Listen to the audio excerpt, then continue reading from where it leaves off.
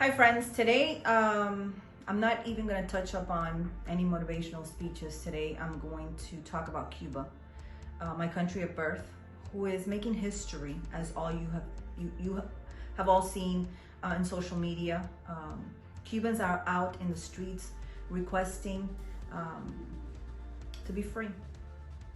Just that simple. And they're fighting for their lives, hungry, without weapons. They're fighting with their lives literally with sticks and stones. Meanwhile, the government is trampling them. They're killing them like if they were animals, like if they did not have the right to be free, to have freedom of speech, of religion, to have a quality of life that to us is the norm. Food, for example.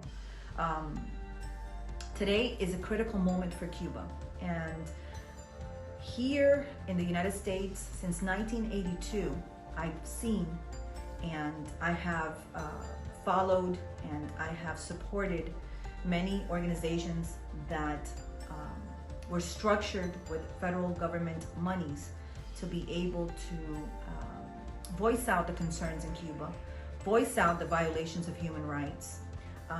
And today I ask all of those organizations, you know who you are, where is the action plan for my country? Today is not a day to be thinking as to what we were going to do, and maybe yes, it took you by surprise because you thought maybe this was never going to happen, but it's here. And the Cuban people inside Cuba, our Cuban people, need your support. They need you to stand up for them and voice the concerns. Voice that they're being killed as animals in the streets for the simple fact of requesting freedom, human rights. So our place, I believe, is to help, assist, support, and request military intervention in Cuba.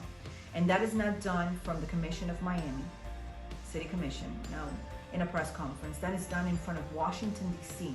The Cuban flags must be aired in front of Washington, D.C.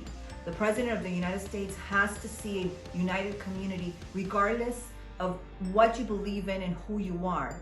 The one thing that we all enjoy in this country is our rights. It's our freedom of any kind. Therefore, that is what we need to request in Washington today. We need to request support.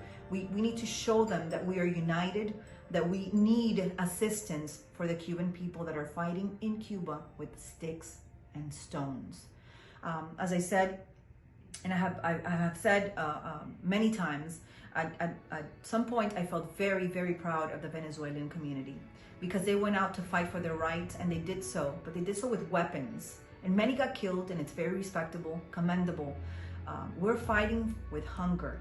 We're fighting for dignity. We're fighting with sticks and stones, and they're being trampled and killed. This is the time not to be talking about it in social media or in the commission of the city of Miami. This is the time to be addressing Washington, D.C., the most important place in politics for our country.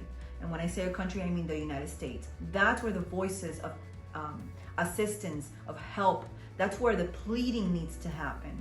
And if you give us an action plan, the Cuban community will follow. To all the artists, I don't think Omani Garcia is the only artist that should be out there in front of Washington, D.C. I believe anyone that has exposed Cuban art in the world has a duty, who is a public figure, has a duty to be in front of Washington, D.C.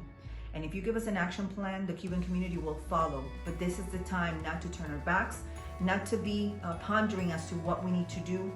We need to take action, and action needs to be quick.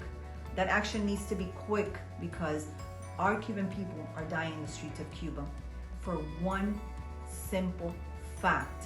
They're fighting for freedom. They're fighting for human rights without anything more than dignity. That's what they're going out to the streets to fight with. So we're waiting for an action plan. All the political figures, all those institutions, all our members of Congress and legislation commission, the mayors of the cities, all of those that are of Cuban descent. Today, we're waiting for you to give us guidance and tell us how we can support you. But this needs to happen in Washington, D.C., not in the City Commission of Miami. This is Yan Gil, and I'm in the offices of the KISS Project.